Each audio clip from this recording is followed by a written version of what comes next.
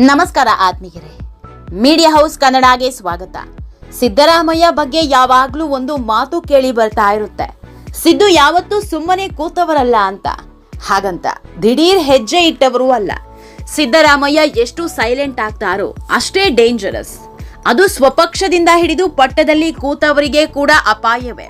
ಹೀಗಾಗಿಯೇ ಈಗ ಸಿದ್ದರಾಮಯ್ಯ ಅವರ ಹೆಜ್ಜೆಯನ್ನು ದಿಲ್ಲಿ ನಾಯಕರು ಅಬ್ಸರ್ವ್ ಮಾಡ್ತಿರೋದು. ಆದರೆ ರಾಜಕೀಯ ಚಾಣಾಕ್ಷನ ಮುಂದಿನ ನಡೆ ಏನು ಅನ್ನೋದನ್ನ ಮಾತ್ರ ಯಾರಿಗೂ ಅರ್ಥ ಮಾಡ್ಕೊಳ್ಳೋದಿಕ್ಕೆ ಆಗ್ತಾ ಇಲ್ಲ. ಅದರಲ್ಲೂ ದಿಲ್ಲಿ ನಾಯಕರಿಗಂತೂ ಸಿದ್ದರಾಮಯ್ಯ ಮರ್ಮವನ್ನ ಅರಿಯೋದಿಕ್ಕಾಗ್ತಾ ಇಲ್ಲ. ಮಾತಿಲ್ಲ, ಕತೆ ಇಲ್ಲ, ಏನೇ ಮಾಡಿದ್ರು ಆದ್ರೂ ರಿಯಾಕ್ಟ್ ಮಾಡ್ತಾ ಇಲ್ಲ. ಪಕ್ಷದಲ್ಲಿ ಅಸಮಾಧಾನದ ಬೆಂಕಿ ಹೊತ್ತಿ ಉರಿತಾ ಇದ್ರು, ಸಿದ್ದರಾಮಯ್ಯ ಮಾತನಾಡ್ತಿಲ್ಲ. ಅಷ್ಟೇ ಯಾಕೆ, ಸಚಿವ ನಾಗೇಂದ್ರ ರಾಜೀನಾಮೆಗೆ ಬಿಜೆಪಿ ನಾಯಕರು ಪ್ರತಿನಿತ್ಯ ಹೋರಾಟ ಮಾಡ್ತಿದ್ದಾರೆ. ಒಂದೇ ಒಂದು ದಿನವೂ ಅಧಿವೇಶನವನ್ನ ಸರಿಯಾಗಿ ನಡೆಯೋದಕ್ಕೆ ಬಿಡ್ತಾ ಇಲ್ಲ. ನಾಗೇಂದ್ರ ರಾಜೀನಾಮೆ ನೀಡುವವರೆಗೂ ನಮ್ಮ ಹೋರಾಟ ನಿಲ್ಲಲ್ಲ ಅಂತ ಸರ್ಕಾರವನ್ನ ಇಕ್ಕಟ್ಟಿಗೆ ತಂದು ನಿಲ್ಲಿಸಿದ್ದಾರೆ. ಇದರ ಜೊತೆಗೆ ಬಳ್ಳಾರಿ ಪಾದಯಾತ್ರೆಗೆ ಅಖಾಡ ಸಿದ್ಧ ಮಾಡ್ತಿದ್ದಾರೆ. ಒಂದರ್ಥದಲ್ಲಿ ಹೇಳಬೇಕು ಅಂದ್ರೆ ಬಳ್ಳಾರಿ ಪಾದಯಾತ್ರೆ ಅನ್ನೋದು ಸಿದ್ದರಾಮಯ್ಯ ಅವರ ಟ್ರೆಂಡ್ ಮಾರ್ಕ್. ಗಣಿದಣಿಗಳ ವಿರುದ್ಧ ಪಾದಯಾತ್ರೆ ಮಾಡಿದ್ದ ಸಿದ್ದರಾಮಯ್ಯ ಬಿಜೆಪಿ ಸರ್ಕಾರವನ್ನ ಮೂಲೆ ಗುಂಪು ಮಾಡಿದ್ರು. ಪಾದಯಾತ್ರೆಯ ಸಿದ್ದರಾಮಯ್ಯ ಅಂತಾನೆ ಫೇಮಸ್ ಆದವರು. ಈ ಪಾದಯಾತ್ರೆ ಮುಗಿದ ನಂತರದ ವರ್ಷವೇ ಅಲ್ವಾ ಸಿದ್ದರಾಮಯ್ಯ ಸಿಎಂ ಆಗಿ ಪಟ್ಟಕ್ಕೇರಿರೋದು. ಈಗ ಇದೇ ಹಾದಿಯಲ್ಲಿ ಪಾದಯಾತ್ರೆ ಮಾಡೋದಕ್ಕೆ ಬಿಜೆಪಿ ನಾಯಕರು ಪ್ಲಾನ್ ಮಾಡಿದ್ದಾರೆ. ಆದ್ರೂ ಕೂಡ ಇದ್ಯಾವುದರ ಬಗ್ಗೆ ಸಿದ್ದು ಮಾತನಾಡ್ತಿಲ್ಲ. ಅಧಿವೇಶನಕ್ಕೆ ಬಂದಂತ ಅಷ್ಟೋ ದಿನವೂ ಒಂದೇ ಒಂದು ಮಾತನಾಡಿಲ್ಲ. ಹೇಗೆ ಬಂದ್ರೋ ಹಾಗೆ ಹೋಗಿದ್ದಾರೆ. ಇದು ದಿಲ್ಲಿ ನಾಯಕರ ನಿದ್ದೆಗೆಡಿಸಿರೋ ಹೊತ್ತಲ್ಲೇ ಸಿದ್ದರಾಮಯ್ಯ ದೊಡ್ಡದೊಂದು ಅಸ್ತ್ರ ಹೂಡಿದ್ದಾರೆ ಅನ್ನೋ ಮಾತು ಕೇಳಿ ಬರ್ತಾ ಇದೆ. 2028ಕ್ಕೆ ತಾವು ಕಣ್ಣಿಟ್ಟವರನ್ನೇ ಸಿಎಂ ಪಟ್ಟಕ್ಕೆ ತಂದು ಕೂರಿಸೋದಕ್ಕೆ ಅಖಾಡ ರೆಡಿ ಮಾಡ್ತಿದ್ದಾರಂತೆ. ಈ ಕುರಿತ ಇನ್ಸೈಡ್ ಮಾಹಿತಿಯನ್ನ ನಿಮ್ಮ ಮುಂದಿಡ್ತಾ ಹೋಗ್ತೀವಿ. ಅದಕ್ಕೂ ಮೊದಲು ನೀವಿನ್ನೂ ನಮ್ಮ ಚಾನೆಲ್ನ ಸಬ್ಸ್ಕ್ರೈಬ್ ಮಾಡಿಲ್ಲ ಅಂದ್ರೆ ಮಿಸ್ ಮಾಡಬೇಡಿ, ಈಗಲೇ ಸಬ್ಸ್ಕ್ರೈಬ್ ಮಾಡಿ. ಈ ವಿಡಿಯೋನ ಕೊನೆವರೆಗೂ ನೋಡಿ, ನಿಮ್ಮ ಅನಿಸಿಕೆಗಳನ್ನ ಕಾಮೆಂಟ್ ಮಾಡಿ.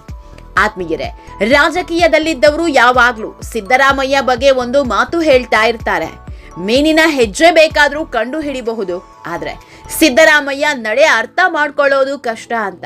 ಈಗ ಆಗ್ತಿರೋದು ಕೂಡ ಇದೆ. ಆತ್ಮೀಯರೇ, ಸಿದ್ದರಾಮಯ್ಯ ಈ ಹಿಂದೆ ಇದ್ದಂತಿಲ್ಲ, ಈಗ ಸಂಪೂರ್ಣ ಬದಲಾಗಿದ್ದಾರೆ. ಮೌನದಲ್ಲೇ 10 ಪ್ರಶ್ನೆ ಹುಟ್ಟು ಹಾಕ್ತಿದ್ದಾರೆ. ಇದೇ ಮೌನದಲ್ಲೇ 10 ಉತ್ತರವನ್ನು ಕೊಡ್ತಿದ್ದಾರೆ. ಅದರಲ್ಲೂ ಈ ಹಿಂದೆ ಸಿದ್ದರಾಮಯ್ಯ ಜೊತೆಗಿದ್ದ ಟೀಮ್ ಇಲ್ಲ.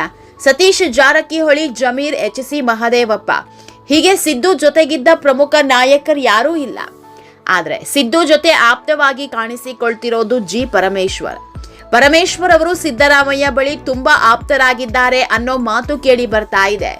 ಇವತ್ತು ಪರಮೇಶ್ವರ್ ಉಪಮುಖ್ಯಮಂತ್ರಿ ಆಗಿದ್ದಾರೆ ಅಂದ್ರೆ ಅದರ ಹಿಂದೆ ಸಿದ್ದು ಒತ್ತಡ ಇದೆ ಅನ್ನೋ ಮಾತಿದೆ. ಹಾಗೆ ನೋಡಿದ್ರೆ ಒಂದು ಕಾಲದಲ್ಲಿ ತಮ್ಮ ಆಪ್ತರಾಗಿದ್ದ ಸತೀಶ್ ಜಾರಕಿಹೊಳಿಯನ್ನ ಸಿದ್ದರಾಮಯ್ಯ ಉಪಮುಖ್ಯಮಂತ್ರಿ ಮಾಡ್ತಾರೆ ಅನ್ನೋ ಟಾಕ್ ಇತ್ತು. ಆದ್ರೆ ಅವರಿಬ್ಬರ ಮಧ್ಯೆ ಅಷ್ಟಕ್ಕಷ್ಟೇ ಆಗಿದ್ರಿಂದ ಸಿದ್ದು ಒಲವು ತೋರಿರ್ಲಿಲ್ವಂತೆ. ಹೀಗಾಗಿಯೇ ಪರಮೇಶ್ವರ್ ಪರ ಸಿದ್ದರಾಮಯ್ಯ ಬ್ಯಾಟಿಂಗ್ ಮಾಡಿದ್ರು ಅನ್ನೋ ಮಾತಿದೆ. ಅಷ್ಟೇ ಯಾಕೆ, ಪರಮೇಶ್ವರ್ ಕೂಡ ಆಗಾಗ ಸಿದ್ದು ನಿವಾಸಕ್ಕೆ ಹೋಗ್ತಿದ್ದಾರೆ. ಈ ಮೂಲಕ ಈ ಇಬ್ಬರು ನಾಯಕರ ಒಡನಾಟ ತುಂಬಾ ಗಟ್ಟಿಯಾಗಿದೆ. ಹೀಗಾಗಿಯೇ ಈಗ ಪರಮೇಶ್ವರ್ಗೆ ಪಟ್ಟ ಕಟ್ಟೋದಕ್ಕೆ ಸಿದ್ದು ರೆಡಿಯಾಗಿದ್ದಾರೆ ಅನ್ನೋ ಮಾತು ಕೇಳಿ ಬರ್ತಾ ಇದೆ. ಮುಂದಿನ ತಿಂಗಳ ಸೆಪ್ಟೆಂಬರ್ 6ಕ್ಕೆ ಅಹಿಂದ ಸಮಾವೇಶ ಇದೆ. ಈ ಅಹಿಂದ ಸಮಾವೇಶದಲ್ಲಿ ಲಕ್ಷಾಂತರ ಜನ ಸೇರೋ ನಿರೀಕ್ಷೆ ಇದೆ. ಅದರಲ್ಲೂ ಸಿದ್ದರಾಮಯ್ಯ ಸಿಎಂ ಸ್ಥಾನದಿಂದ ಕೆಳಗಿಳಿದ ಮೇಲೆ ಮಾಡ್ತಾ ಇರೋ ಸಮಾವೇಶ.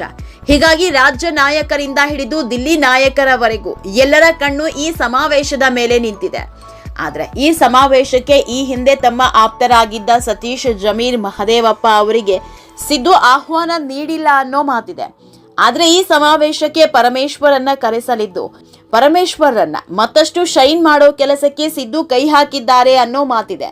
ಈ ಮೂಲಕ ಪರಮೇಶ್ವರ್ ಅವರನ್ನ ಮತ್ತಷ್ಟು ಮುಂಚೂಣಿಗೆ ತರೋ ಕೆಲಸವನ್ನ ಸಿದ್ದರಾಮಯ್ಯ ಮಾಡ್ತಿದ್ದಾರೆ. ಆತ್ಮೀಯರೇ, ಕಾಂಗ್ರೆಸ್ ಮೇಲಿರೋ ದೊಡ್ಡ ಆರೋಪ ಅಂದ್ರೆ ದಲಿತ ಸಿಎಂ ಮಾಡ್ಲಿಲ್ಲ ಅನ್ನೋದು.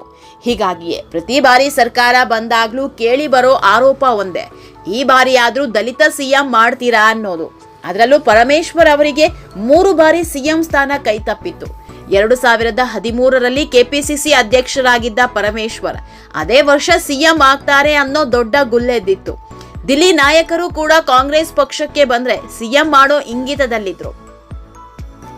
ದಿಲ್ಲಿ ನಾಯಕರು ಕೂಡ ಕಾಂಗ್ರೆಸ್ ಪಕ್ಷ ಅಧಿಕಾರಕ್ಕೆ ಬಂದ್ರೆ ಸಿಎಂ ಮಾಡೋ ಇಂಗಿತದಲ್ಲಿದ್ರು. ಆದ್ರೆ ಈ ಬಾರಿ ಚುನಾವಣೆಯಲ್ಲಿ ಪರಮೇಶ್ವರ್ ಅವರೇ ಸೋತು ಹೋಗಿದ್ರು. ಹೀಗಾಗಿ ಪರಮೇಶ್ವರ್ ಸ್ಥಾನ ಸಿದ್ದರಾಮಯ್ಯಗೆ ಒಲಿದು ಬಂದಿತ್ತು. ಅನಿವಾರ್ಯವಾಗಿ ಪರಮೇಶ್ವರ್ ಗೃಹ ಸಚಿವರಾಗಿದ್ರು. ಬಳಿಕ 2018ರಲ್ಲಿ ಸಮ್ಮಿಶ್ರ ಸರ್ಕಾರ ರಚನೆಯಾಯಿತು. ಕಾಂಗ್ರೆಸ್ ಜೆಡಿಎಸ್ ಮೈತ್ರಿ ಸರ್ಕಾರ ರಚನೆಯಾಗಿತ್ತು. ಆ ವೇಳೆಯಾದ್ರೂ ತಮ್ಮನ್ನ ಸಿಎಂ ಮಾಡ್ತಾರಾ ಅಂತ ಪರಮೇಶ್ವರ್ ಕಣ್ಣರಳಿಸಿ ಕಾದಿದ್ರು. ಆಗಲೂ ಮುಖ್ಯಮಂತ್ರಿ ಸ್ಥಾನದ ಬದಲಿಗೆ ಉಪಮುಖ್ಯಮಂತ್ರಿ ಸ್ಥಾನಕ್ಕೆ ತೃಪ್ತಿ ಪಡಬೇಕಾಯಿತು. ಆದ್ರೆ ಈ ಬಾರಿ ಸಿದ್ದರಾಮಯ್ಯ ಕೆಳಗಿಳಿದ ಮೇಲೆ ತಮ್ಮನ್ನ ಮುಖ್ಯಮಂತ್ರಿ ಮಾಡ್ತಾರಾ ಅಂತ ನಂಬಿಕೆ ಇಟ್ಟಿದ್ರು. ಅಲ್ಲೇ ನಂಬಿಕೆ ಹುಸಿಯಾಗಿತ್ತು. ಮತ್ತದೇ ಡಿಸಿಎಂ ಪಟ್ಟ ಒಲಿದು ಬಂದಿತ್ತು. ಹೀಗಾಗಿ ಈ ಎಲ್ಲ ನೋವನ್ನ ಖುದ್ದು ಪರಮೇಶ್ವರ್ ಅವರೇ ಒಮ್ಮೆ ಹೇಳ್ಕೊಂಡಿದ್ರು. ಪರಮೇಶ್ವರ್ ಮೂಲತಃ ಕಾಂಗ್ರೆಸ್ ನಾಯಕ, ಕಾಂಗ್ರೆಸ್ ಕಾರ್ಯಕರ್ತನಾಗಿ ಎಂಟ್ರಿ ಕೊಟ್ಟವರು ಈಗ ಈ ಮಟ್ಟಕ್ಕೆ ಬೆಳೆದಿದ್ದಾರೆ. ಸದ್ಯದ ಬೆಳವಣಿಗೆ ನೋಡಿದ್ರೆ ದಿಲ್ಲಿ ನಾಯಕರು ಮೂಲ ಕಾಂಗ್ರೆಸ್ಸಿಗರಿಗೆ ಹೆಚ್ಚಿನ ಮಣೆ ಹಾಕ್ತಾ ಇದ್ದಾರೆ. ಹೀಗಾಗಿ ಪರಮೇಶ್ವರ್ ಅವರನ್ನ ಮುಂಚೂಣಿಗೆ ತರೋದಕ್ಕೆ ಸಿದ್ದು ಪ್ಲಾನ್ ಮಾಡಿದ್ದಾರೆ ಅಂತ ಹೇಳಲಾಗ್ತಾ ಇದೆ. 2028ಕ್ಕೆ ಸಿದ್ದರಾಮಯ್ಯ ಏನು ಚುನಾವಣಾ ಸ್ಪರ್ಧೆ ಮಾಡಲ್ಲ, ತಾವು ಸಿಎಂ ಕೂಡ ಆಗಲ್ಲ. ಹೀಗಾಗಿ ಪರಮೇಶ್ವರನ್ನ ಮುಂಚೂಣಿಗೆ ತಂದು ನಿಲ್ಲಿಸೋ ಕೆಲಸ ಆಗ್ತಾ ಇದೆ ಅನ್ನೋ ಮಾತಿದೆ. ಪರಮೇಶ್ವರ್ ಆದ್ರೆ ಮೂಲ ಕಾಂಗ್ರೆಸ್ಸಿಗ, ಜೊತೆಗೆ ದಲಿತ ನಾಯಕ ಅನ್ನೋ ಪಟ್ಟ, ಇದರ ಜೊತೆಗೆ ದಲಿತ ಸಿಎಂ ಮಾಡಿ ಅನ್ನೋ ಇನ್ನೊಂದು ಅಸ್ತ್ರ, ಇದೆಲ್ಲವನ್ನ 2028ಕ್ಕೆ ಬಾಣವಾಗಿ ಬಿಡಲಿದ್ದಾರೆ ಅನ್ನೋ ಮಾತು ಕೇಳಿ ಬರ್ತಾ ಇದೆ. ನೋಡೋಣ ರಾಜ್ಯ ರಾಜಕೀಯದಲ್ಲಿ ಏನೆಲ್ಲ ಆಗುತ್ತೆ ಅಂತ. ಆತ್ಮೀಯರೇ, ಈ ವಿಡಿಯೋ ನಿಮಗೆ ಇಷ್ಟವಾದಲ್ಲಿ ಲೈಕ್ ಮಾಡಿ, ಶೇರ್ ಮಾಡಿ, ಕಾಮೆಂಟ್ ಮಾಡಿ. ಇನ್ನೂ ನಮ್ಮ ಚಾನೆಲ್ನ ಸಬ್ಸ್ಕ್ರೈಬ್ ಮಾಡಿಲ್ಲ ಅಂದ್ರೆ ಮಿಸ್ ಮಾಡಬೇಡಿ, ಈಗಲೇ ಸಬ್ಸ್ಕ್ರೈಬ್ ಮಾಡಿ.